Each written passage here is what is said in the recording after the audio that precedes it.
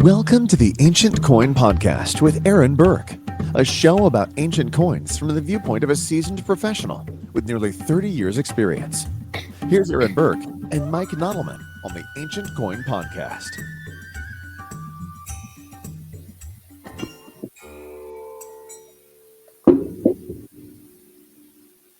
Boom. And the sound of that cup banging on the table means it is time once again for the Ancient Coin Podcast with Aaron Berk. I'm Mike Nottleman. I'm Aaron Berk. Yes, he is. And on tonight's show, we have a packed one for you tonight. So we are going to, as always, talk about the auctions that are coming up. We're going to have a little bit of auction review for the ones that we talked about. But we have an educational segment that I would really say you should stick around for. This is going to be interesting. So with all that said, let's get started on the new auctions. Well, before we do that, the reason I'm going to do a weird review is because we should have been, we reviewed the Nomos sale, the very last show 61. We're in show 62 here. And because of the tariff war that is happening globally at the moment, Nomos canceled their sale this past weekend, and it's going to be in mid-June instead. And we're in the educational section. We're going to dive into the tariffs and talk about them so that everybody has a better understanding. How they affect the hobby and how you can what you can expect over the next several months, or not expect. It's hard to say. Oh, I mean, what to expect when this happens? How about that? And you know what I really love about doing this show is the fact that, and which was one of the reasons beyond just like educating you all and talking about ancient coins and talking about all the nuances. We can talk about what's happening in real time in the market. And this is one of these extraordinary times that I've never seen in my entire career, where for the first time there is a import tax on ancient coins coming into the United States. That's never happened in my career. It's never happened in my father's career. So, and that's 62 or 3 years. We are in the uncharted territory, to be sure. We are. And it's not necessarily, we'll get into it, but it's not necessarily fair the way it's working out, but I can complain all I want, but ultimately, but we can also cover the subject without getting overly political. And I'm not going to. It's there's other people that are probably suffering more than we are in the coin business, and we're a small entity in the whole scope of things. So there's other people that may lose their businesses over this, and so we're not going to lose our businesses, but it's just going to make it a lot more challenging because we haven't had to deal with that before. So so I thought I had a couple people that had reached out to me and asked me if I could do a little bit more review of the Harlan Berk 231st sale and talk a little bit more about the pricing. And so because I end up pricing a lot of coins along with my father, I thought I could give you some insight in some cases how things were priced.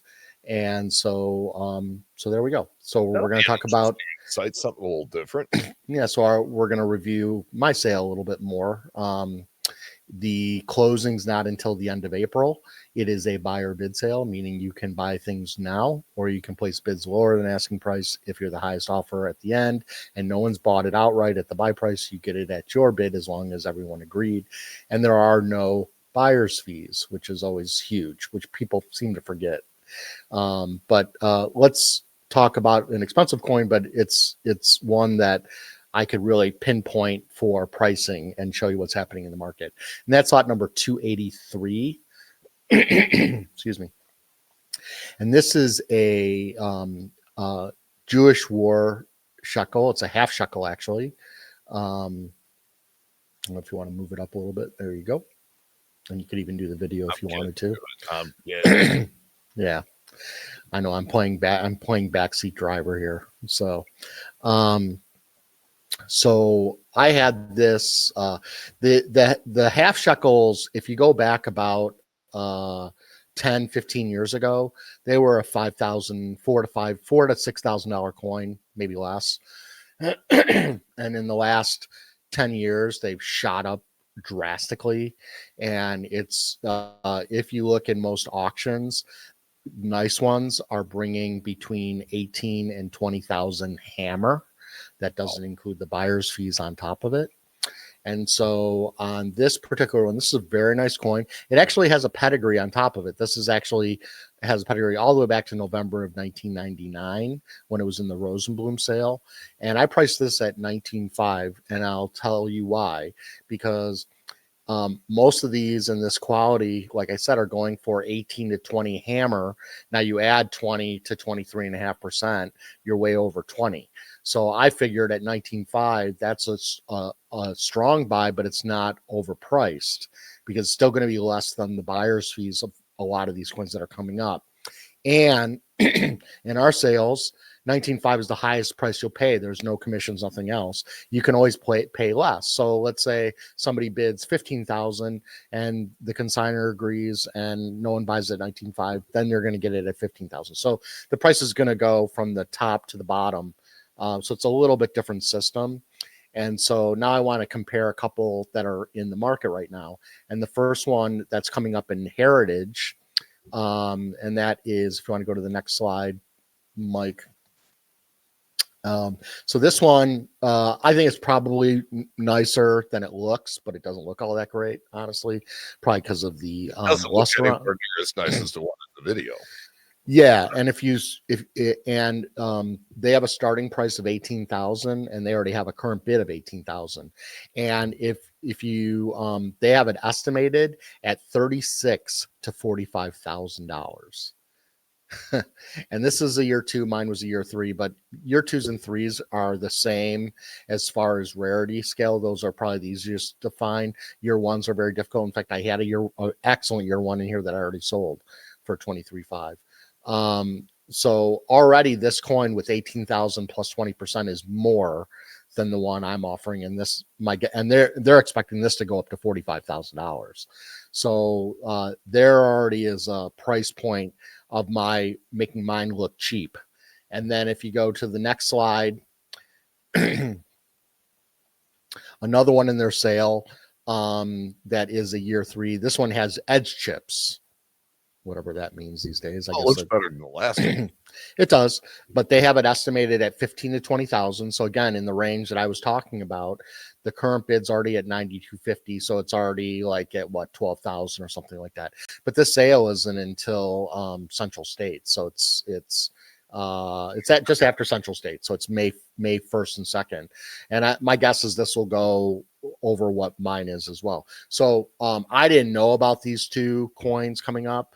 I just do it based on, I look at Coin Archives, or if you guys look at AC Search, you can do this when you're researching your coins. You want to look to see what kind of quality is out there that matches yours, and then see how many coins are in the highest level above yours price wise, and how many are below it. And you have to, that's where experience comes in, because you have to kind of base it on artistic merit in some cases, on what the coin looks like as far as luster and things like that.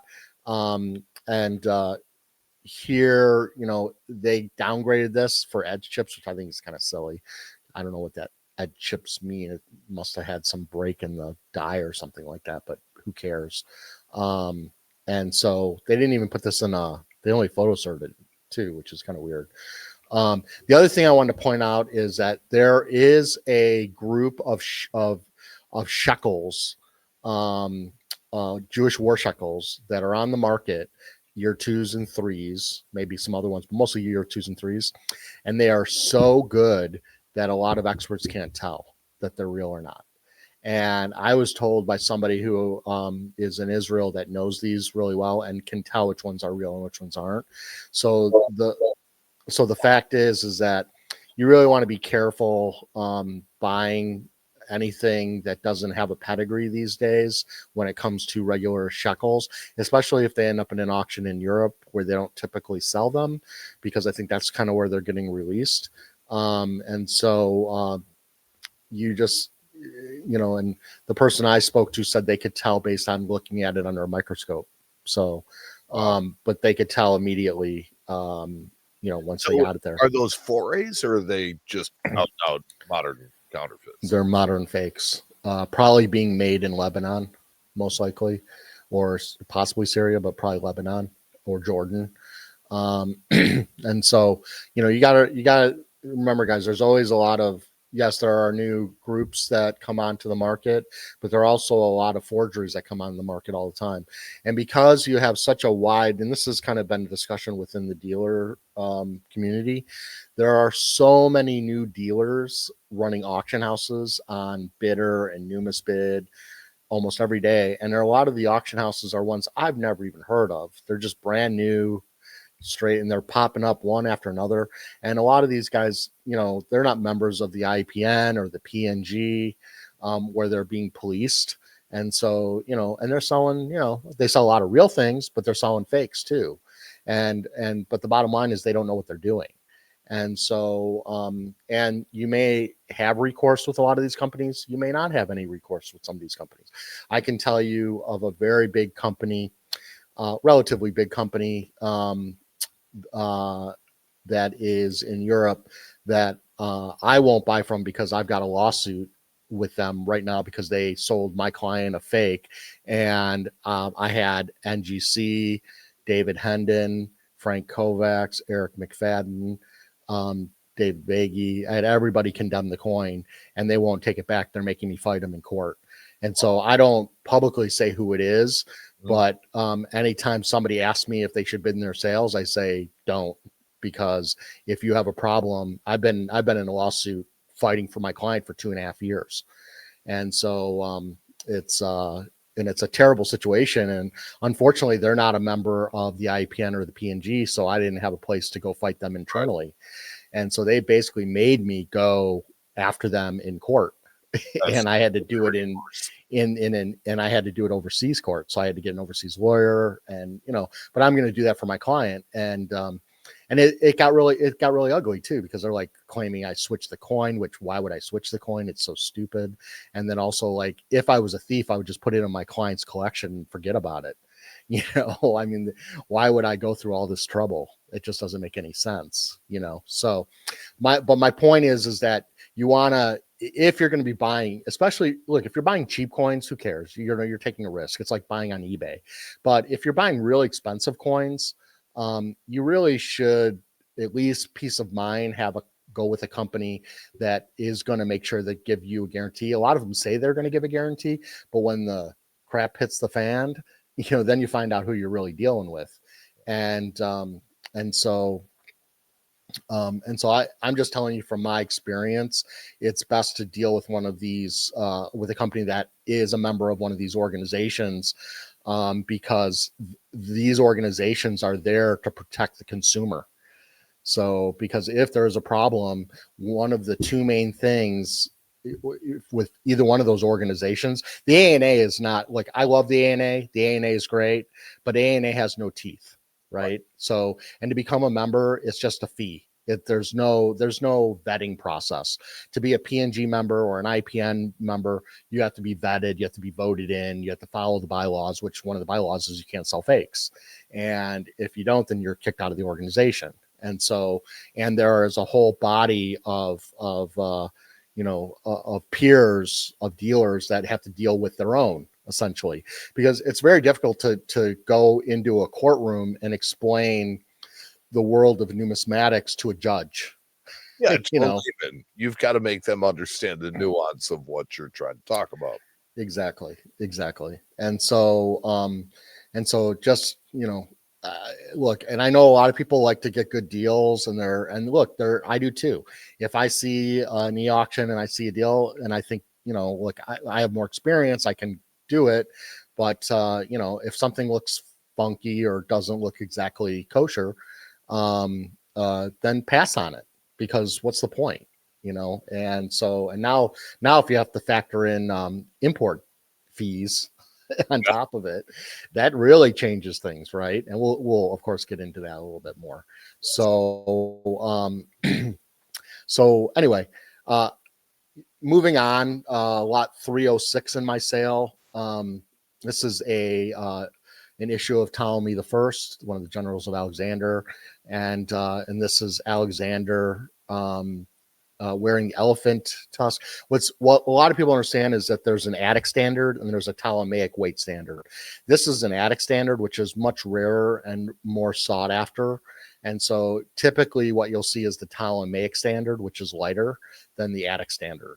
The Ptolemies went to the Ptolemaic standard after. So the Attic standard was first, then they went to the Ptolemaic standard, which was a lighter weight.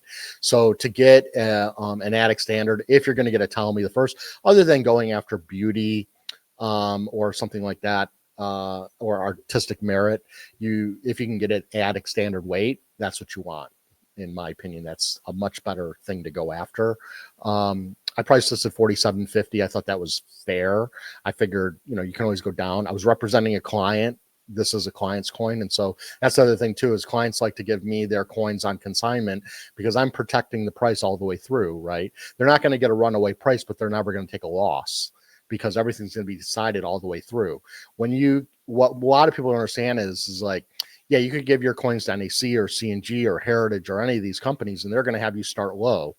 And some of them, I know C&G charges a listing fee.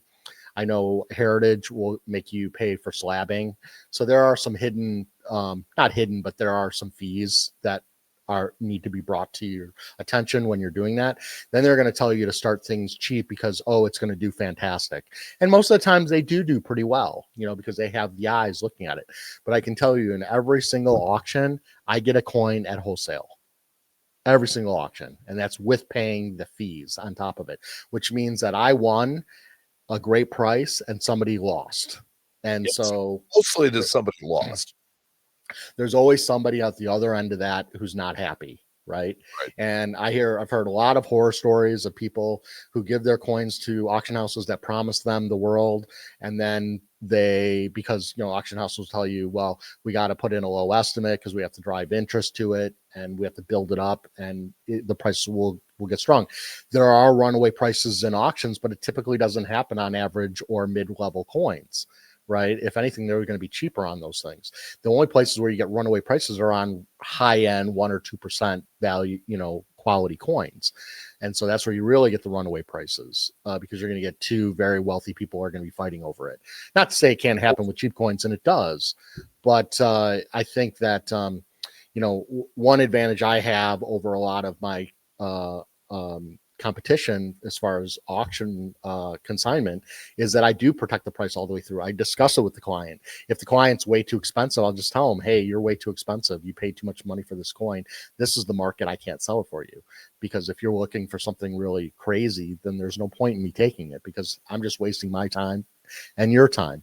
But at the same time, I'm going to price it where it's a strong price to sell, but it's fair based on what the market is. And then it's going to be below that, but I'm going to protect it down and you have a right to decide how low you want to go. And so the only difference is I'm going to take 15% because that's all I make. An auction house will make 23.5%. Off the buyer's fees. A lot of them are giving 0%, but they're still making that 23.5. I'm only making 15, but unfortunately I have to take it from the seller, but I take all the risk out. So, and in some cases they may say to me, hey, Aaron, I need to net this amount. And so then I would make sure that my commission is factored into that so that I'm still paying them what they expect to get. So, it's there. I think there's, and I tell people like, okay, you got a really rare coin. You want me to run it. You can always let me run it. And if it doesn't work out, I can always give it back to you and you can go to an auction later.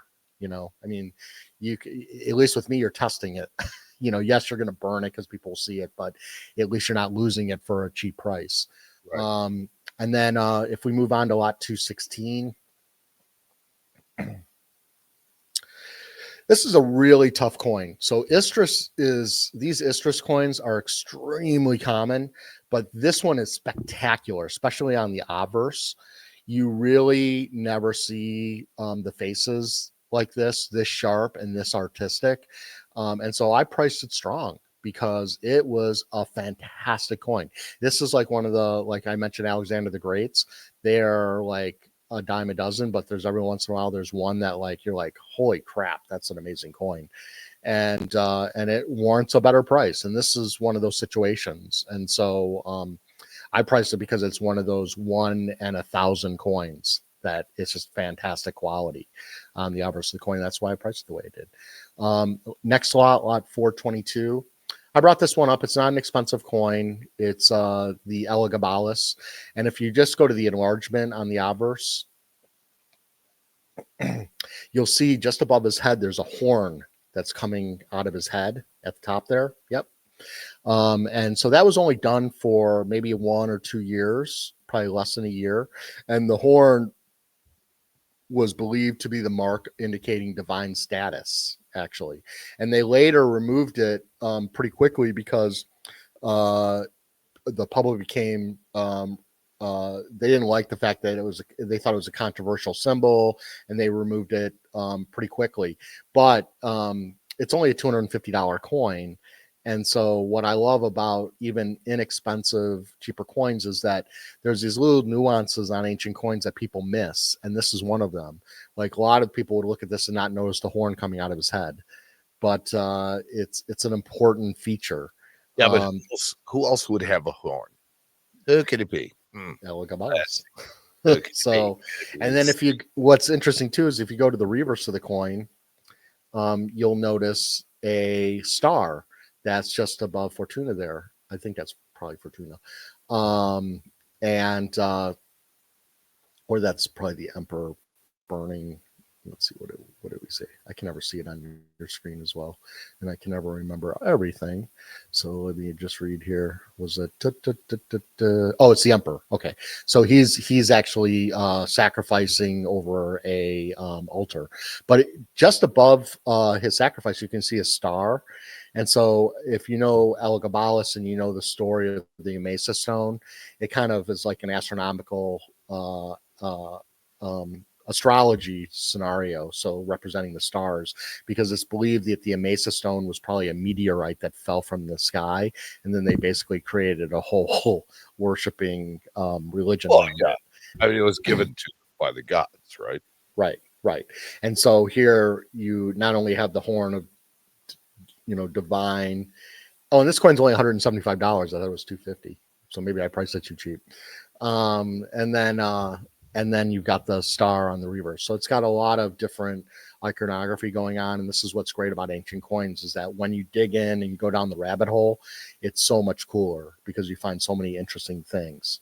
So, so that's my little review of our buyer bid to replace the Nomos woos that we had. So let's talk about an upcoming auction, and we're going to talk about an e-auction because I think a lot of the mail bid sales, I'm not sure what's going to happen with NAC. They're talking about delaying it, but not that much. I'm not sure yet. And there's some other auctions coming up, but the tariff thing's really putting a screw to people's thinking right now. So so there's this e-sale. So I guess you could always buy within your country, guys. There's plenty of coin companies in everybody's country where you can buy and there's no tariffs.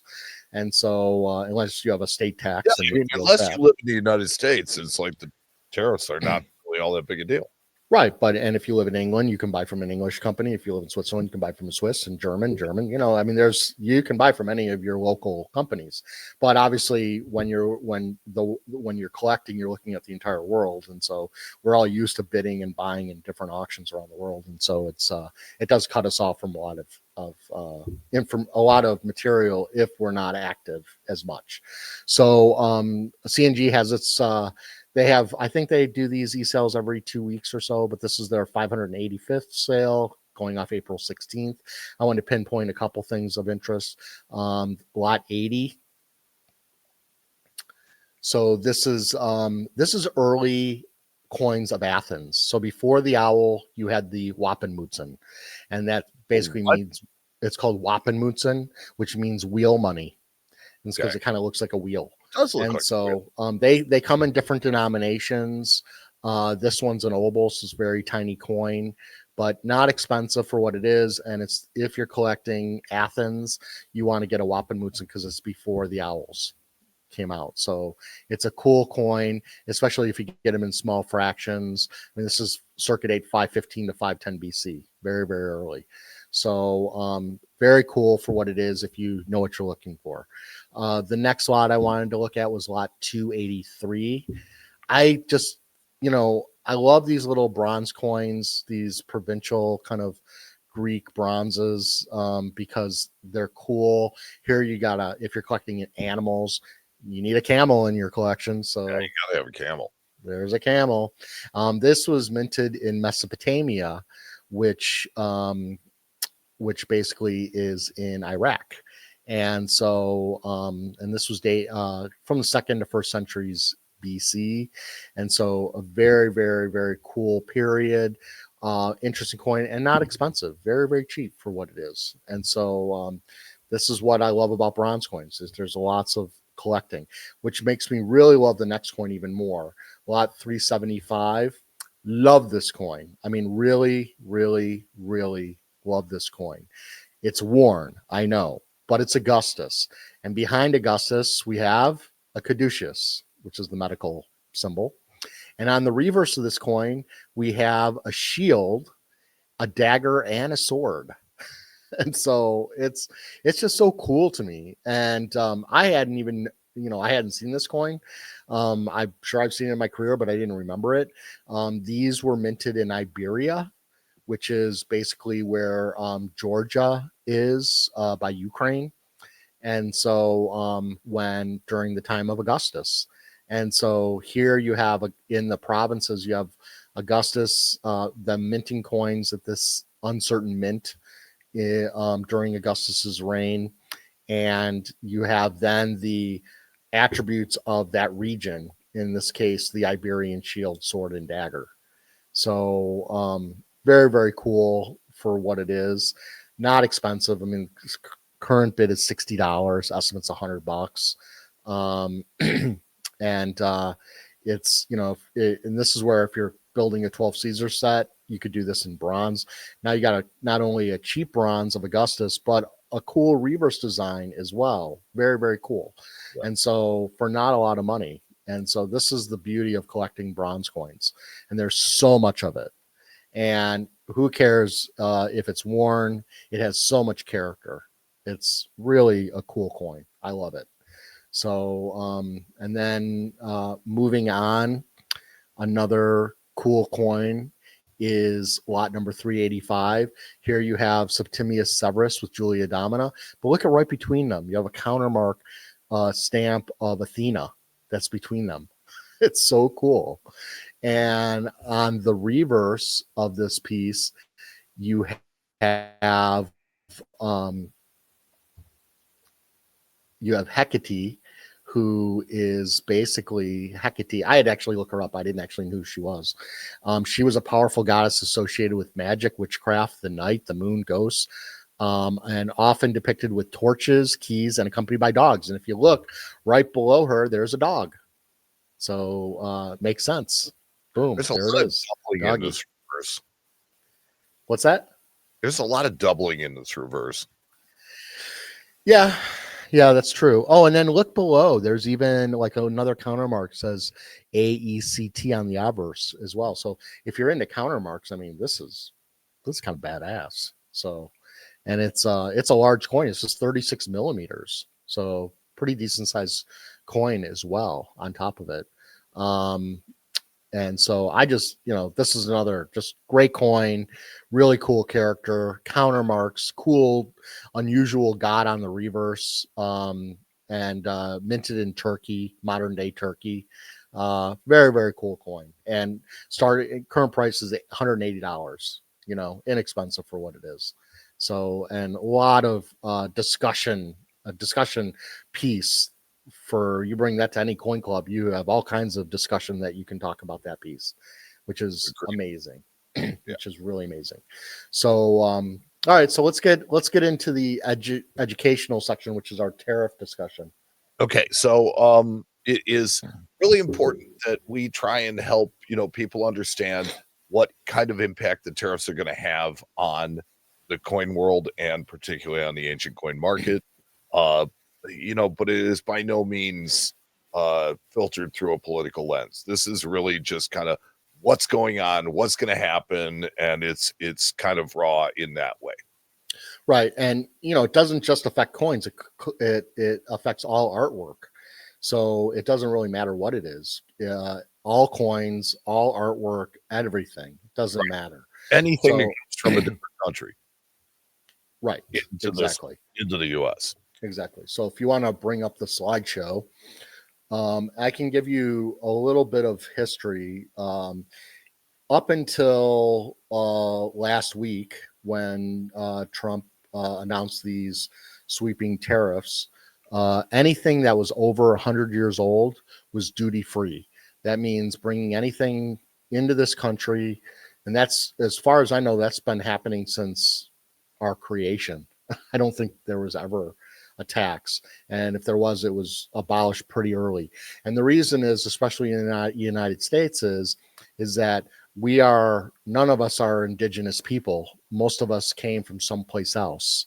And so the way for America to bring its culture from other places was to make it duty free, so that we could build museums here, we could bring art over, and really start to bring our culture from around the world into the United States tax free.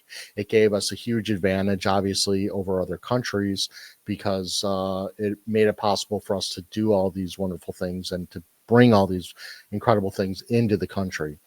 And it's different for each country. There's some countries that have always had a tax or a tariff on items coming into their countries, even ancient coins.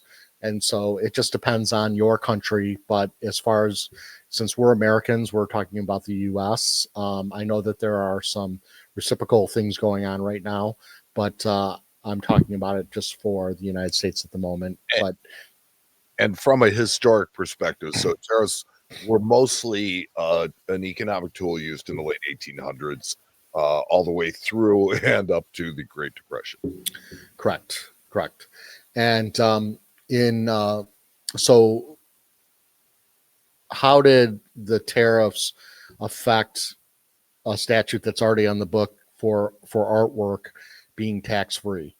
And the way he did it is that he used the IEEPA, which is the International Emergency Economic Powers Act, which was enacted in 1977, signed by Jimmy Carter, probably for the grain embargo that was going on in the United States at the time, is my guess.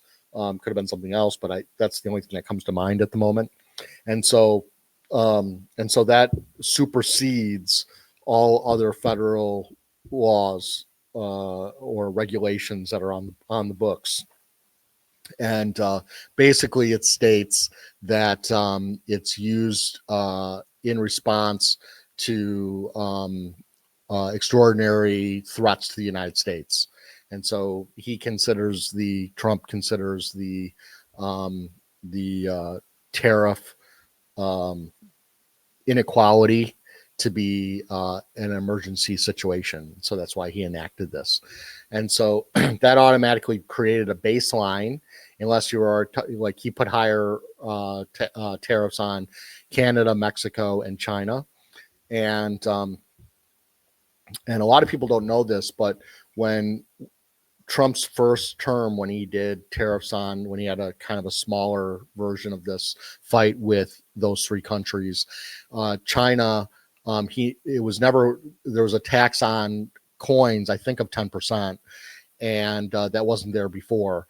And even after Trump left office, Biden left it on. So if you were buying coins, I believe out of a Hong Kong sale, and bringing them to the United States, you were paying a tariff, a tax, which wasn't there before. So that was left on. And that's kind of a worry that this might happen going forward. Depends. So basically, the baseline is 10%. And then as of today is April 9th. For any of you who don't know what the date is, because you could be listening to this like 5 years from now. Who knows? This is April 9th, 2025. Everything was supposed to go up. So Europe would have gone to 20% today, but Trump put a 3-month stop to it and said that it would stay at 10%. So we're still at the 10% level, which is good, but it would have gone up to 20% for any EU country, which is mostly where we get a lot of our ancient coins and world coins and other coins out of. So this affects world coins too, guys. So, so that's a good thing. At least that was stopped. But, let's go further. If you go to the next slide, Mike, this is actually from customs. This was actually put out in 2025, and you can see some of the coins that are listed there: gold, silver, and if you look, they're all free. All artwork is free. There is no tax on artwork, and these are the codes that we use to bring things into this country. So when I'm importing in coins from Switzerland, Germany, England, I have to use these harmonized codes so that custom knows not to charge me a fee. And then I also have to give them proof that the coin is authentic and over 100 years old, whatever the case might be. And so this is what we typically would be looking at. This is what has been eliminated by his blanketed legislation put through on that Emergency Act. It's just a tariff. So if we go to it's a tax. It's a tax on Americans is what it is. Well, that's what it works in. So and the thing is that and we'll get into this in a second, is that the tariffs really should be for things that are being produced, that are newly produced, cars, agriculture, things that can be traded amongst countries. I wouldn't say artwork or history is new, so it's not something that should be taxed in the same way, but there's arguments for and against that. But let's generally, though, speaking, your tariffs are going to be to protect your homegrown industries. And that is in no way what is being done with doing its artwork and coins. Right. That's not an industry. Right. Because in actuality, he's putting a stop to bringing art into this country, right? Or slowing it down drastically. Well, he's making it so expensive that it won't be done. Right. And talking from a business owner that deals with everybody around the world, I don't care who buys it. I'm happy to sell it to everybody. Yes. Now, if you want to say, would I be happier if maybe some other countries have some very high taxes on imports of ancient coins into their country. And so maybe, I would love it if they would eliminate that for them, because then at least those people living in those countries would have the same fighting chance to get coins that people in America have and other countries. So I guess I see that point, but they have their own reasons for doing that. So let's talk about the numbers. If you go to the next slide, this was done in 2024, and you can see from the different, these 5 countries in basically the EU, where a lot of the art that comes in the United States, the values that we're talking about, 315 million that come in from Italy, and all the way down to Switzerland, 32.7 million. So it's small in comparison, and I think that's part of the problem we have with lobbying, because we're small potatoes in the whole scope of things, and the amount of money in taxes that they're going to collect is minuscule, and it really doesn't make a whole lot of sense. Why it's even taxed, and there can be an argument that that it's not even lawful for him to have it taxed, and here's why. If you go to the next slide, in the IEPA, or the International Emergency Economic Powers that he's using for this, that was enacted in 1977, there is some authorities of what he can do. And in 1702, the presidential authorities, under this is written under this actual article that he's using, it states that he actually cannot do it on artworks. If you look there, I have it kind of underlined. Mhm. That it has to do with, so all of these things shouldn't be, he doesn't have the right to tax even under this rule. And he even lists this 1702b restriction in the White House briefing, but he doesn't mention artwork in it. So he just picked a few things, and one of the things he picked was bullion that he threw in there.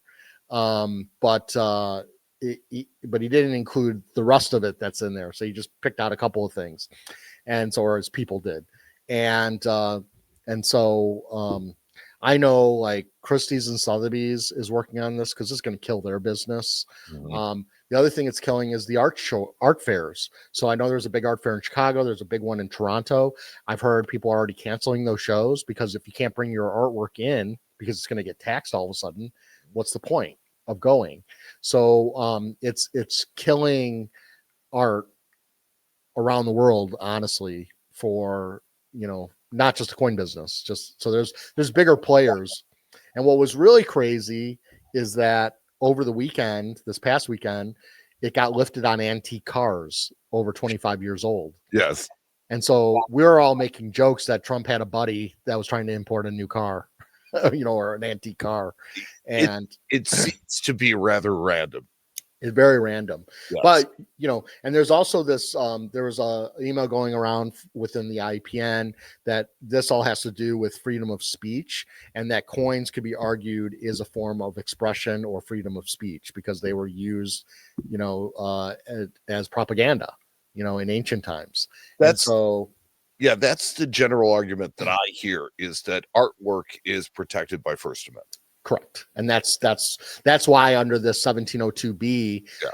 Yeah. And so I actually went to my broker today and I said, okay, here he's actually quoting 1702b. This is what he's using, which I understand supersedes the federal rules that are in place where it says it's tax free. But here he's using in the same rule, the same thing he's using to do this. It actually says artwork is omitted. And my broker basically said, well, we need them to say it. So, yes, it's because of, in a normal world, in the regular upside right world, I think that, you could sue over it and that would happen. But right, it appears that things are not, they're up is not up right now. No, and the other thing is okay, so if I have coins coming in and I don't want to pay the 10%, now it's going to be held. Who's holding it? Is it Federal Express? Is it DHL? Eventually they're going to send it back if you don't pay for your duties in a certain amount of time. They'll just return it to the sender. Right. They won't hold it forever. And so you're not going to be able to get it in front of, and are you going to spend money to fight it in court?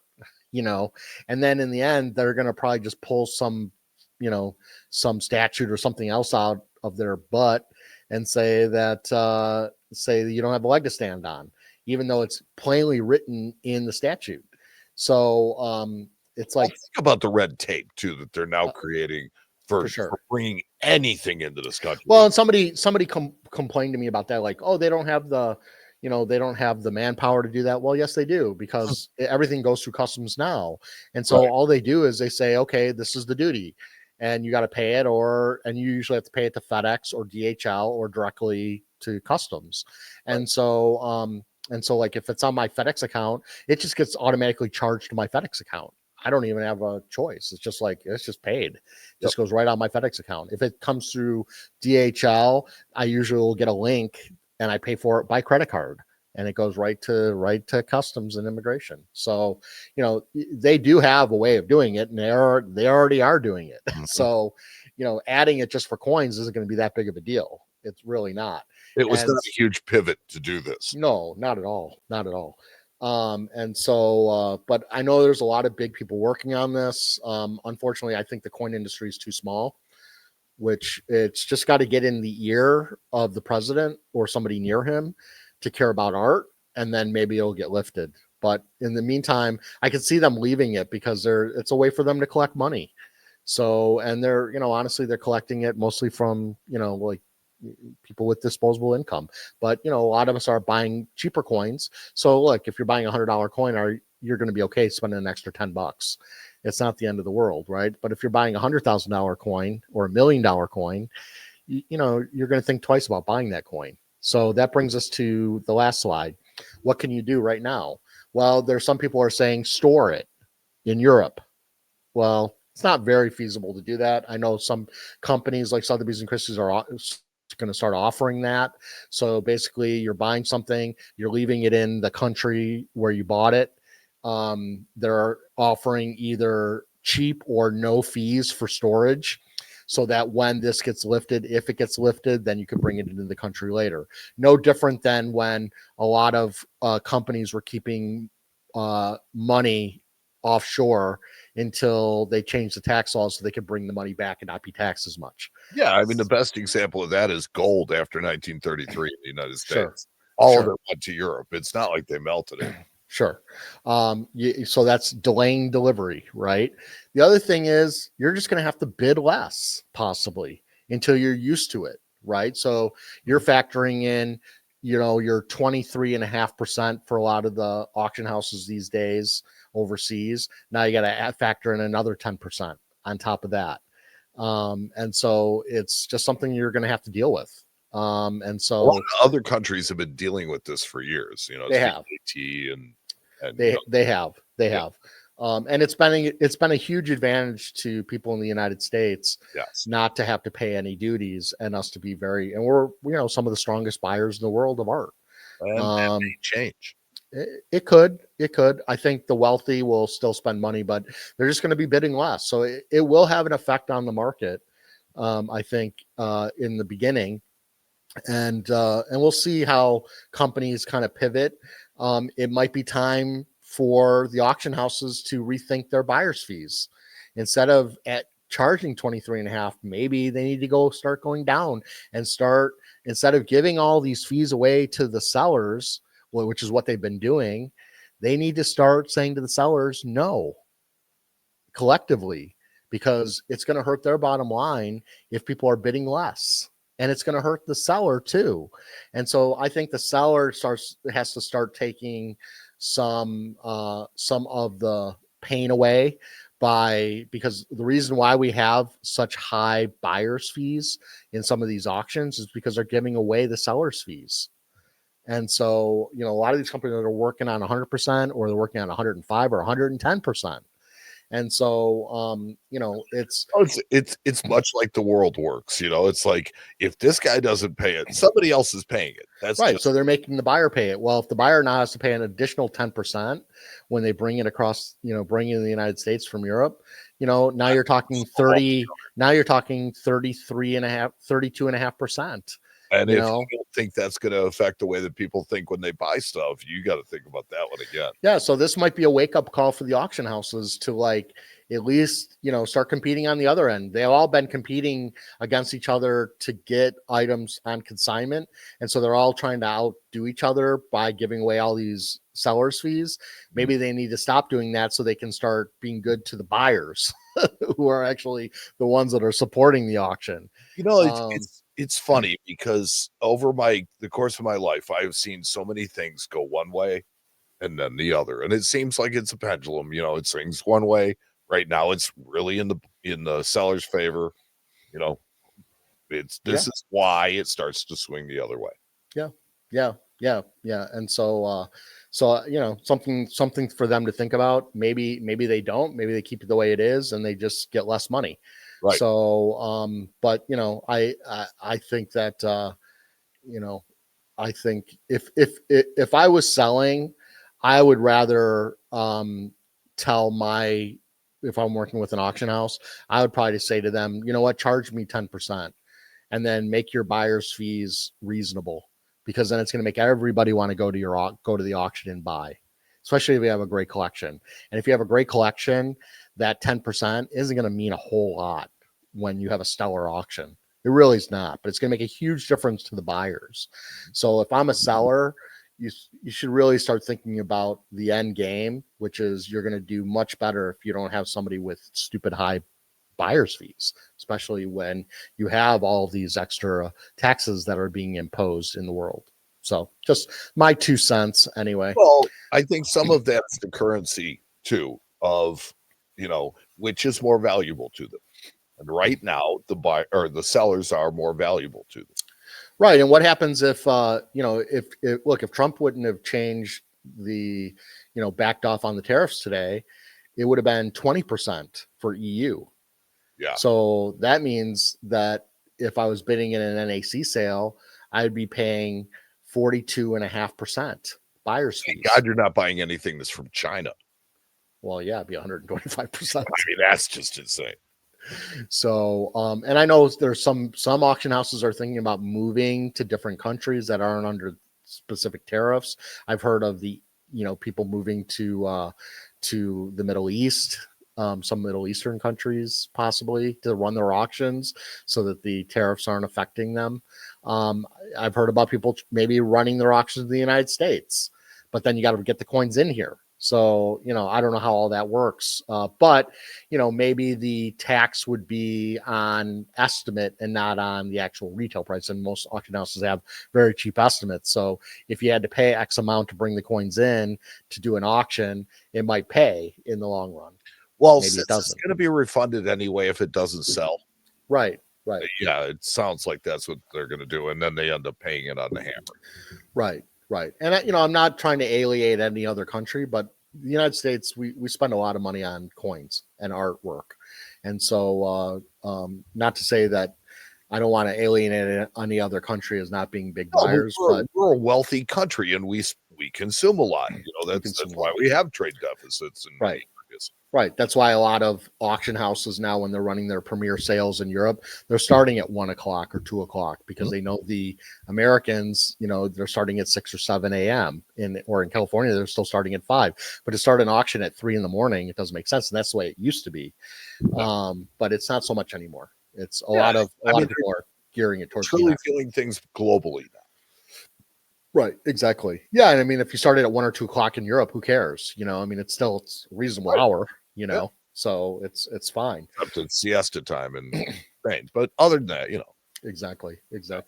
So that kind of moves into our pool of wisdom quite nicely, and that is collecting is always there for you when times are tough, and how true it is. Well, true it is. If the pandemic didn't reinforce that, I don't know what did, because board games, coin collecting, collecting of any type, reading, puzzles, all this stuff got a surge during the pandemic, and a lot of them have not slowed down, and that's great.